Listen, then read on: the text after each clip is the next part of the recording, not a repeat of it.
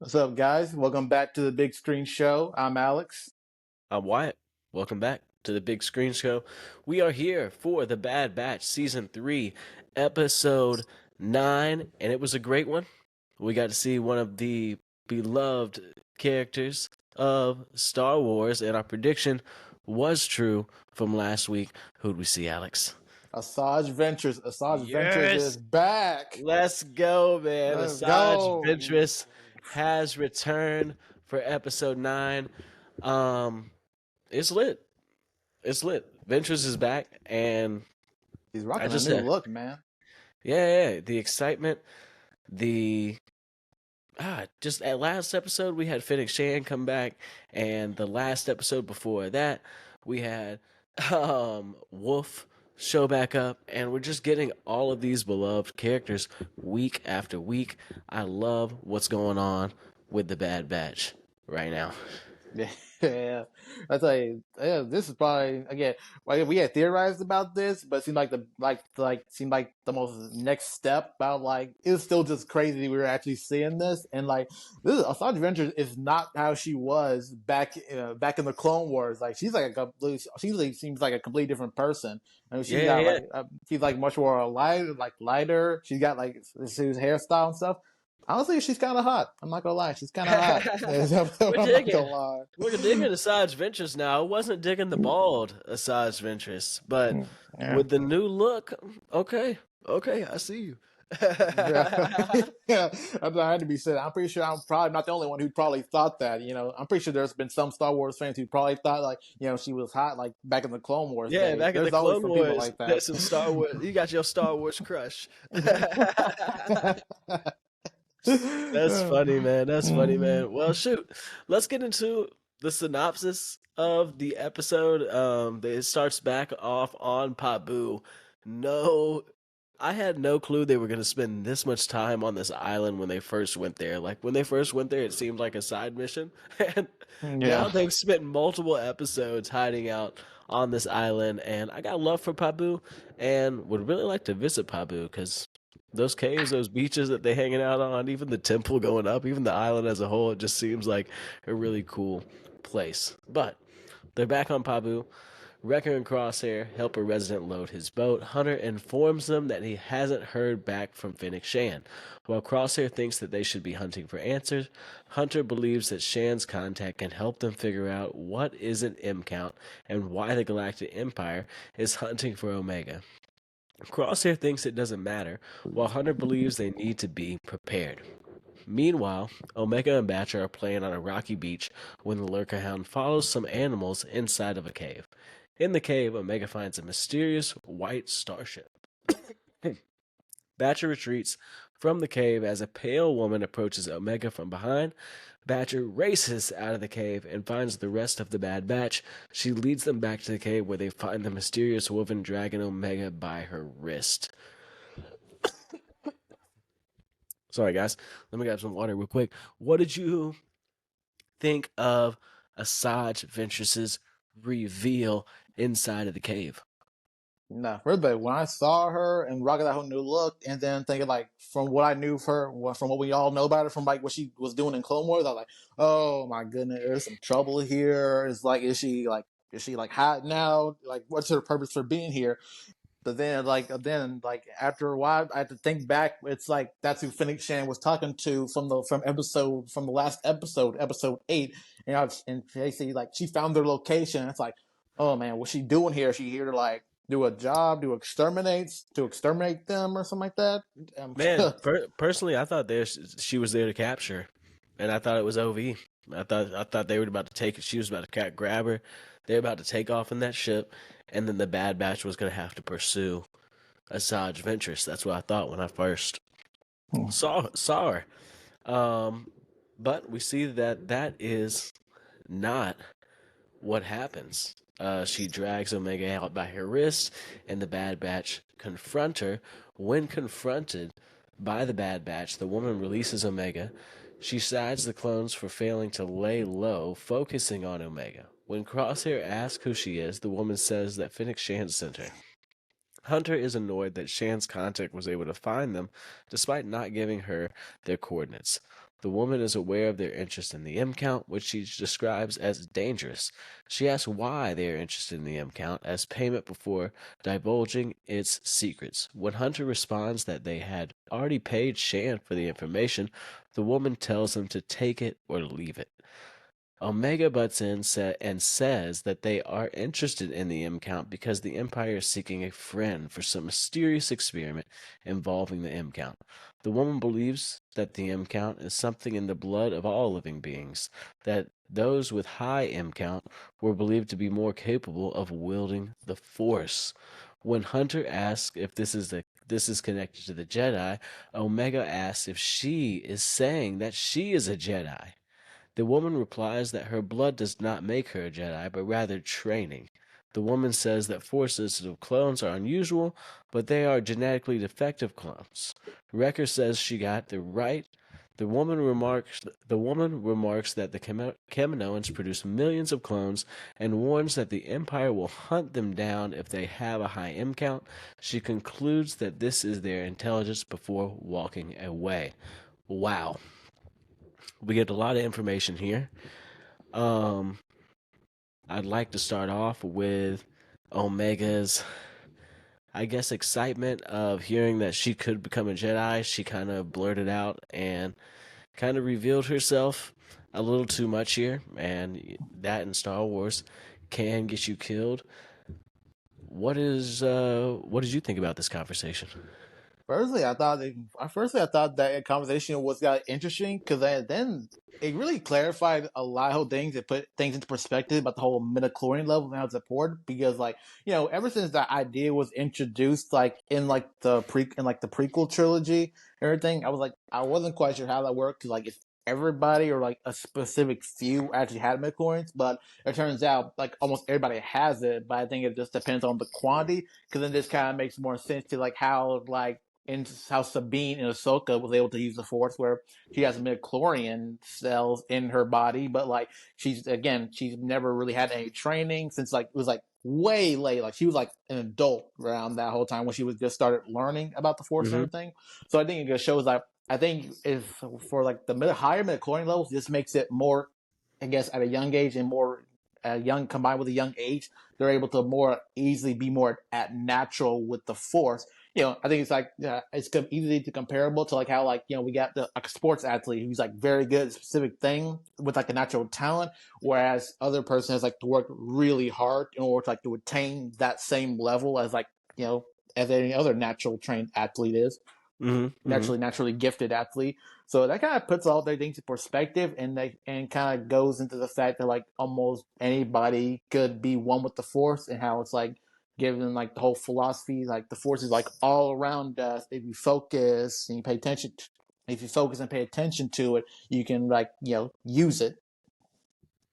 No, I agree, bro. Yeah, and we had the answers given to us about the midichlorians, and man, it kind of goes to what I said last episode, episode 8, with her Omega meditating. Like maybe she can become a Jedi now that she's ran into another, and they kind of look alike. They both got that blonde hair. They both are the short blonde hair going on. I mean, I don't know anything else to describe the similarity between the two, but they both have a similar haircut. But But the personalities are like so different. Where yeah. Omega is more nice, hopeful, and everything, and kind of naive. Whereas Asajj Ventress, due to like everything that she's done as like as a Sith and everything for her, like Hmm. from some surviving everything for the Clone Wars, and like she's just kind of like cautious, ready to strike, untrusting. Not really like the emotional feelings type. Yeah. Um, let's move on. Go back to the synopsis. The conversation was great. I just loved getting a conversation with Asajj Ventress and the Bad Batch, and I just loved where it was going. I was like lit from the start of this episode. Um, Getting back into it, when Omega asked the woman, Asajj Ventress, if that is why the Empire is after her, the woman says that she can't determine her her midichlorian without testing her. Sorry, guys. Let me grab some water real quick.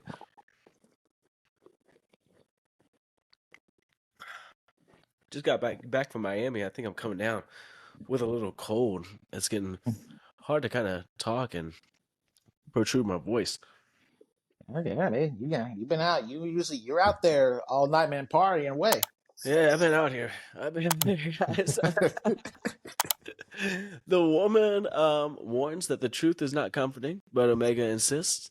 The woman relents, but warns Omega that she asked for it. So pretty much Omega is asking that Asajj Ventress test her and see how high her midichlorian count is. Later, the woman tests Omega on the rocky shore by getting her to balance on a rock on her head while stretching her arms and standing on one leg. When Omega asks what this exercise has to do with her M count, the woman tells Omega to stop striving for balance and let go of her conscious mind. Omega is ignorant of the concept. When she slips, the woman tells Omega to try again. Wrecker tries to cheer Omega up, but the woman tells him and Hunter to leave. Hunter insists on staying and watching over them. I see Hunter's point here. Asajj Ventress is a known Sith and just this random lady that showed up in New York coordinates. I feel you, dog. I'm not leaving Omega alone with this woman either. Yeah, and think this is before they even realize who she is, and then it's Yeah, like real talk. they're like it's already had like this whole compromised security where like they found the location, so it's like she's real like it's like we gotta be really suspicious about this the way she just seems to be like already hidden away and just coming in like this. It's concerning. Nah, it's definitely something to be on the cautious side about. When Omega asks if she was a Jedi, the woman confirms she is not a Jedi but knows about some of their ways. She tells Omega to concentrate and continue her test.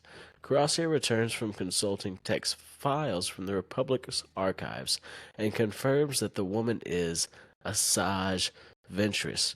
When Wrecker asks why a separatist assassin is helping them, Crosshair questions whether she is helping them. After Omega slips on the slippery shore, Ventress asks what happened before helping her up. Ventress sends Omega to retrieve a white blossom from a weeping Maya tree at the top of the colonnade before sunset. Omega starts to and complains, but complies. With Omega gone, she warns the rest of the Bad Batch that whatever they are planning won't end well for them. She asks them to think carefully as she approaches them. So, we see as they were having that conversation when Crosshair comes over, Asajj Ventress obviously has the Force and is able to hear their conversation or peep kind of what's going on over there, that they found out who she was. And she sends Omega away so that she can confront the Bad Batch when Omega is not there. Man. Yeah, boy, Yeah. I was like, yeah, boy, right when that happens, like, and they literally like Wrecker, Crosshair, and Hunter are basically telling her like, yo, you get out of here. We know exactly who you are, but it's like she's like, nah, I ain't leaving. And when she don't, boy, they start throwing hands, man. They start Real throwing talk, hands bro. because like I know a couple of videos ago when we talked about the whole like Asajj Adventures like in the trailer stuff like that, and we talked about like how it would go if the Bad Batch actually fought against her, and it's like, oh my god, my dream come true, man. Because like I swear, she was really going up at her like on equal level, but then again, like she was really owning them. But like again, she was toying with him. Yeah, she just messing around. Because think about it, she was really holding back really on that one. Because like think about compared she to was. because think she went in the Clone War, she went up against like Obi-Wan Kenobi, Anakin Skywalker, the whole mess of clone troopers, and probably some more other Jedi whoever crossed their path. And she's like one of like the deadliest women in the Star Wars universe. She's definitely holding back because like I mean think about it. I mean the Bad Batch, they're good, they're very skilled, but like she could have cut through them like butter, yo. I know, but she wasn't even using the Force on them except to take their guns away from them. She took their guns away off rip. Like yeah. So I mean, man, it was a great fight scene. I love to see Asajj Ventress go crazy like that. And actually, it actually made me think about it, like in like kind of like Scarlett Johansson and Scarlett Johansson as Black Widow of the MCU in Iron Man 2, where she's just like mowing through these bodyguards using agility, acrobatics, and all that stuff. That came to my mind because he's like just so fast, just going through them, slipping by him, using the acrobatics moves to just flip him over and all that, getting the beat down on him. Like, it was painful to see them going down like that, but it was just too exciting to just kind of see her going up against these very skilled, unique, defective clone types with their own specialty. It was just, it was amazing. Yeah, it was great. It was just great content, great Star Wars. Meanwhile, Omega runs up the streets of Pabu in order to reach the Weeping Maya Tree. With the sun setting, she convinces Basher to give her a ride to the top of the colonnade. Back to the cove, Hunter and the clones demand Ventress leave. Ventress refuses to leave until she has finished testing Omega. The clones aim their blasters at Ventress, but the foremost assassin uses the Force to hurry their weapons away. She warns them not to cheat as they charge at her. We get to see this, man. I love that moment where she just used the Force and just pulled their guns away. They engage each other. Ventress engages the Bad Batch in hand-to-hand combat. After several rounds, Crosshair manages to pin her down, but she breaks free. She then fights Wrecker before pushing him into the other clones. Following the fight, she asks Hunter and Wrecker if they've had enough. When Wrecker asks what she intends to do with Omega, Ventress suggests she could take Omega. While Ventress is distracted, Crosshair retrieves their firearms and returns them to their brothers. Ventress asks the Bad Batch to stand down, but Hunter replies that they don't like to follow orders. With Batcher's help, Omega reaches the Maya Tree and relieves a white blossom before sunset. The Bad Batch shoot at Ventress, but she uses her yellow lightsaber to deflect their blaster shots. Ventress says she doesn't intend to kill them, but they are tempting her. Wrecker responds defiantly, and she charges at them. When Omega and Batcher return, they find Ventress force-choking Wrecker. When Omega asks what is going on, Hunter tells her that Ventress is a war criminal. Ventress responds that times have changed for them both. When Hunter disagrees they are the same, Ventress replies that they are both pawns who lost the Clone Wars. She warns them that the Empire is more dangerous than they can fathom. She tells them that she is not their enemy before walking away. So we get the fight scene between the Bad Batch and Ventress. I loved when she pulled her saber out and she is able to just like dodge all their blaster shots. Completely badass. And I thought it was so badass that she was literally force choking Wrecker, bruh. And had her saber at Hunter and Crosshair just thrown to the side like that when Omega pulls up. That was just a great picture. That's just a great scene. Yeah, even more so because like when she pulled out the lightsaber, like it wasn't the usual red lightsaber or even like her two like double lightsaber that she used to have back in the Clone War. No, it's a yellow lightsaber, and this is like pretty significant because when it comes to like, we don't really see any yellow lightsabers in like the Star Wars universe aside from that one scene at the end of Rise of Skywalker. Still an awful movie. We're not gonna go into that with right, but like no. Because like for a Sith to actually have a yellow lightsaber is very significant because think about it. Asajj Ventress is like way different because like again she kind of went easy on them. She was literally doing everything she had to like restrain herself from killing them. Like she didn't even think about it, but they kept pushing her. But think about it. She seems a bit more, I guess you could say, like calmer, keeping it contained, restrained. And also I think this adds more to like the reasoning for yellow lightsaber because for the Sith, and a yellow lightsaber is kind of means like is like the person is undergoing like a significant change or like transformation, just trying to go find a new path. And like after everything that's happened from like the Clone Wars, Order 66, and like who knows where she's been or what she's been doing, and especially with her being like in bounty hunter contact with Fennec Shan and everything, and just seems to be like just surviving everything. I think she's just kind of like leaning on a new path aside from being like the regular assassin type. Because we don't know what she's been doing. So, man, I do not know. We can definitely see that she is more in the light now, especially just knowing the Jedi ways and wanting to train Omega and not just like mowing down these clone troopers and actually wanting to help people. So we do see that she has changed, and I'm really looking to get down to the how she obtained the yellow lightsaber, or if it has any significance. Like you're saying, that's a very interesting point. Yeah, I said I wouldn't mind with just having like just an episode of just what Asajj Ventress was doing during the time of like Order 66 and after. Because honestly, I forgot what happened to her back in the back in Clone Wars, but Hmm. before the series ended. Man, she got electrocuted by Dooku. She Oh. remember her and Quinlan Voss fell in love. He Quinlan Voss was a Jedi, and they fell in love. And Dooku was about to kill Quinlan Voss with Force lightning, and she jumped in front of the Force lightning, sacrificing herself. Now we see that she somehow survived Force Lightning, which isn't very far fetched. Like everybody says, Mace Windu survived, and he survived Force Lightning and falling and stuff like that. So, like, I'm not gonna put it past Mace Windu surviving. I'm not gonna put it past Asajj Ventress surviving. So I'm glad to see her back. Yeah, because like honestly, this is really interesting. So it's just gonna add to like another theory that we're gonna talk about later on when we get close to the end to the event of the synopsis here. But let's continue. All right, cool. Let's continue. Later that night, Hunter tells Omega that Ventress cannot be trusted due to her actions during the Clone Wars.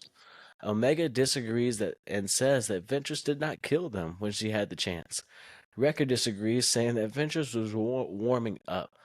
Omega, man, they was not getting warmed up. They got their ass beat by Ventress. Yeah, they don't want to admit it. Yeah, yeah, yeah. Admit it. Omega says she doesn't know about the wars, but that people can change. Crosshair thinks Omega is naive, but Omega counters that she never gave up on him. She urges the men to give Ventress a chance. Good moment right here, and Yeah, it's just a Star Wars theme that people can change, and that's just a worldly thing that people can change. I do believe that about people in this world. And I love that Omega is a signal of hope for people and for change. yeah. Like I said, she's the heart of the batch, man. She's the Yeah. heart. She is the heart of the batch, man. She keeps them going, she keeps them together, and she keeps them on the right route. Moving forward, the following day, Omega and Batcher find Ventress by the pier. Ventress is surprised that Omega returned given what the other clones told her about Ventress. Omega is aware of Ventress' actions during the Clone Wars but compliments her for staying around. She believes that Ventress is trying to help and asks about the tests. Ventress said she failed the first test but is evasive about the second. The two depart on a boat while Batcher stays behind. Un- Ventress is unnerved about Omega's smiles and finds it unsettling. Like I Yeah, said, she's not really used to like those like more emotiony types. Like she's probably not even used to like that much like kindness or someone so hopeful to be around to she be is around her. not. She's not used to being around a kid or anything like this, man. So Yeah, it's it's a like really. Crosshair. It is like Yeah. Crosshair. Yeah, yeah, yeah. It's really similar to Crosshair, bro. Ventress takes Omega into the deep waters, explaining that force sensitive individuals have an affinity for nature and to connect with things that respond to their energy. She activates a blue platform and tells Omega to reach out with the Force for anything. But at the Archeum of Pabu Island, Wrecker is uncomfortable about letting Omega spend time alone with Ventress. Hunter reminds him they promised Omega not to intervene. Wrecker realizes that Ventress can still sense they are watching. I love this about Mm. love that about Ventress.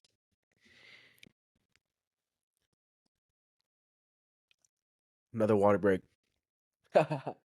Omega struggles with the test. Ventress blames the three older clones for her lack of training and discipline. Omega counters that she has training. Ventress explains that the Force training is different from being trained to be a soldier. Omega steps away from the platform, prompting Ventress to ask whether it is a waste of time. Omega asks why should she listen to Ventress when she doesn't understand these things. Ventress demonstrates. her first force powers by summoning a shoal of green rays. However, she accidentally summons a large sea monster with a thick shell, large maw, and tentacles known as Varathian. Seeing the danger, the clones prepare the Marauder and depart. The Varathian overturns their boat and grabs Omega with his tentacles. Ventress frees Omega with her lightsaber and brings Omega to the surface. The two retreat to the capsized boat. As the Varathian closes in on them, the Marauder strafes the creature, agitating it. Ventress says that she can handle the Varathian, but that her friends are only making it worse. Omega convinces Hunter and the others to stop firing and let Ventress handle the situation. Ventress uses the Force to communicate with the sea monster and convinces it to depart peacefully. Crosshair picks them up and brings them aboard the Marauder.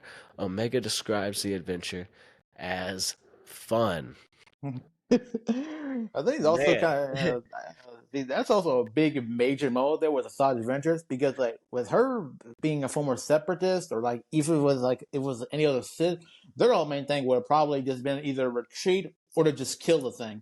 She Yeah. actually used like the more like Jedi route where JC just using the Force to try and calm the creature and just send it on its way. Like peace, peace, harmony, and things like that. Yeah, man, Friendly. it really shows her change. Like we were talking about earlier, it really shows that she's changed the ways that she uses the Force. We might have seen her use some Force lightning in the water and just shock the hell out of this creature and everything around, or something like that in the past, or just dip and just leave the Bad Batch behind, or like you said, just straight up kill the creature. But she's found a different way of fighting, and she's found a different way of living life. Um, it was a pretty solid action sequence. I didn't mind it at all. We got to see her slice some of those tentacles underwater with her saber, and I really enjoyed the action sequence that they had here. Yeah. Nothing nothing too major coming out of it though. I mean, it was really really cool seeing Ventress's force powers, even bringing the rays up too. That was very that had some harmony to it, and I really just like seeing Ventress back on the light side. And I love just seeing a force user. It really just felt so Star Wars. Yeah, I also was like these are kind of getting a bit closer to how this whole thing was discovering like Omega's like potential. Like I said, like when Asajj Ventress was like leaving, because she told Omega that her M count wasn't high, but even Crosshair that stopped her, saying like you're lying about something. Yeah.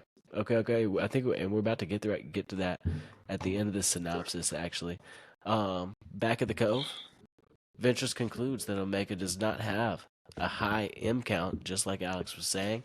Omega is perplexed, but Wrecker says they will figure it out. She and Wrecker leave to get some chow.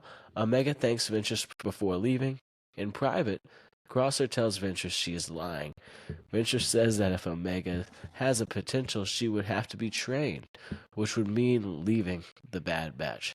Hunter refuses to leave Omega, but Ventress warns that the Empire is after Omega and recommends that they leave Pabu. She tells them that they are not as safe as they think they are.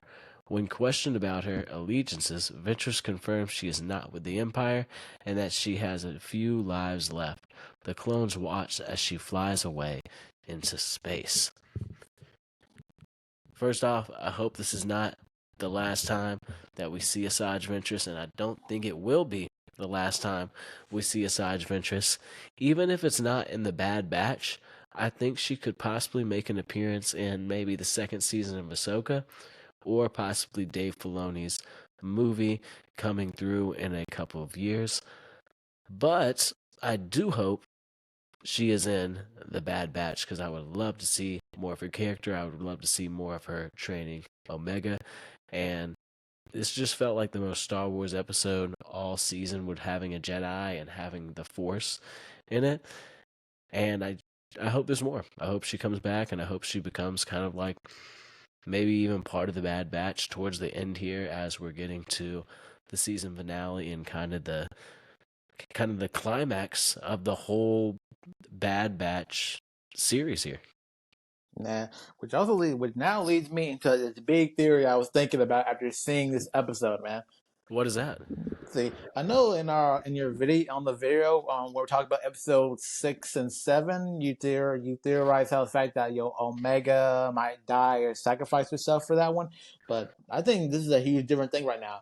So it seems like that since Asajj Ventress is implying that that Omega actually has the potential to be a Jedi, and probably again it's been kind of showing very clear within this whole season and everything how Omega is like very resourceful, smart, and pretty much able to do things on her own, even with a bit of help. And how she never leaves anybody behind.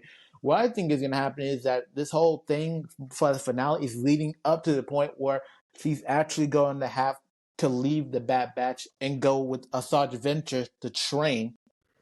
Man, To basically train to be a Jedi. Because again, one thing for that Asajj Ventress is right about being trained to be a Jedi is different from being a soldier, especially since like the clones, they have no idea on how to be trained somebody with the Force or anything like that. I mean, even in The Mandalorian, it shows that Din Djarin has no idea how to properly train or cultivate Grogu for using his Force abilities. He only knows how to train him in the ways of the Mandalorian. But if you're a Jedi or you have to potentially use the Force, you're not really using your full potential if there's no one there to help you fully utilize it. no, exactly. And what if that happens? What if Omega leaves with Asajj Ventress to go train at the end of this thing, is in hiding all these years, and both of them pop back up in the Ahsoka show or the Dave Filoni movie? That would kind of be fine because the light side needs some people, needs some Jedi's on their side with that whole storyline. And I'm kind of wondering if they can bring Omega in and kind of make this connect. And maybe this is the way. Maybe the Bad Batch dies and she has no choice but to go with Asajj Ventress, and that kind of like her send off. That's kind of how she ends it. But I like your theory, bro, and I Yeah. really think it's possible. Yeah, even more so how it kind of ties into everything for like the sequel trilogy, where like Palpatine's whole cloning thing never really successful. Hmm. Everything where he just keeps going to like these different type of bodies of like Snoke or something like that has its own independent that's ruling the First Order, which actually just shows how like just because Omega made this decision, this sacrifice to be away from like her squad, her family, make this is like a sacrifice in itself, not in death, but as like separation for protection for everyone involved.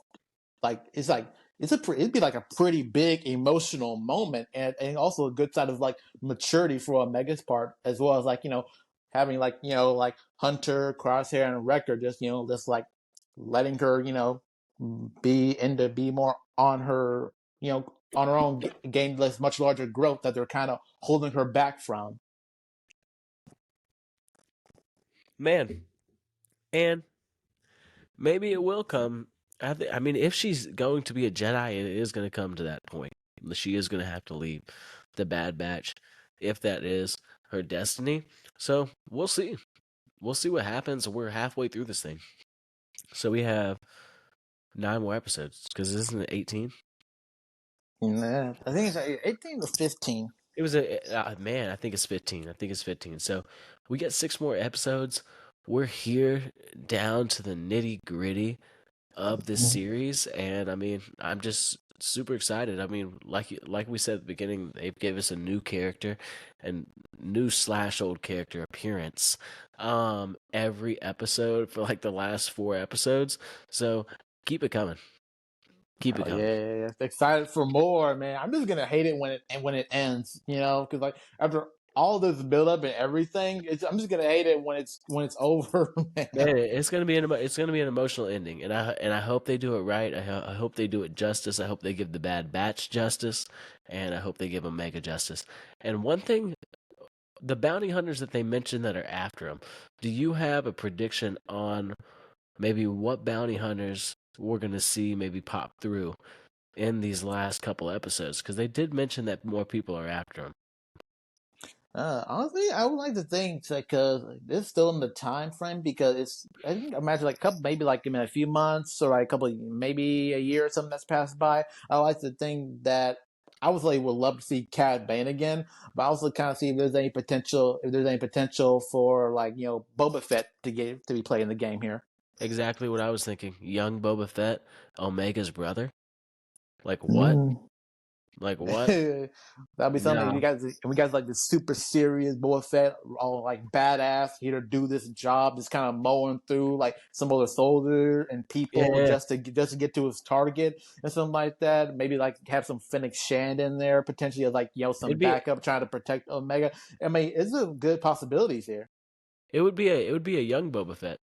So Uh, it'd be like a teenage Boba Fett type Yeah, deal. but true. But again, he at a young age, he showed he still be pretty skilled. But just at teenage years, he could still he's a bit refined, But still got that good professionalism, badassery. Maybe like a Oh yeah. small reputation, like him just trying to getting built up, to like this legendary bounty hunter as we know him from in like the original trilogy.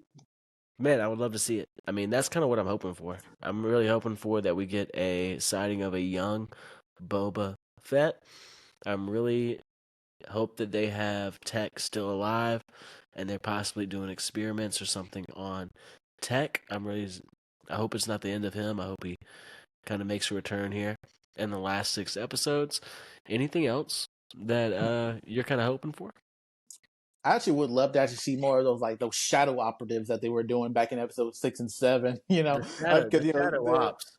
yeah, those I think shadow we'll see ops. more of them. We'll see more of them because definitely going to be a big battle or something like that at the end of this thing, and probably a battle of Tantus. So Don't you yeah, think? for sure. Yeah, I Yeah. imagine then it would be like this whole major prison breakout, kind of like what they did in the Andor episodes and No, everything like that. exactly, bruh. I want like an hour season finale, like Prison Break type episode, like just bringing all this to just a perfect ending. That's Yeah, what. this huge firefight with them shooting, with them firing at each other, getting some like throwing hands all around it, just taking the whole thing down. Maybe ended it with a big explosion at the end. Man, let's see. But we're definitely hoping to see Tantus go down. We do kind of know that Tantus will fall based on what goes forth in the shows and the movies after this.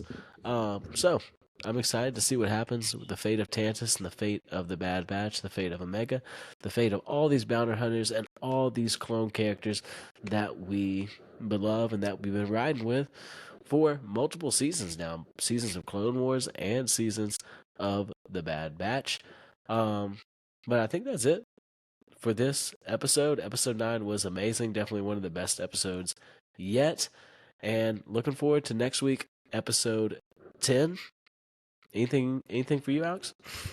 Oh, only be remembered that thank you guys for watching this video. Be sure to like, subscribe, comment down in the video. Like, did you like seeing Asajj Ventress? What did you think of her new look? Did any of you guys have any like Asajj Ventress crushes back in the Clone Wars days? Yeah.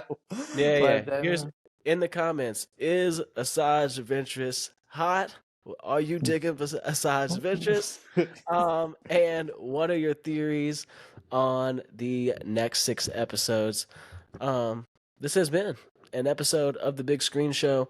We have had a great time running through the Bad Batch series with y'all so far, and we'll be back next week, guys, with a Bad Batch episode 10 reaction and review. Thank you guys, and may the force be with you. and force be with you.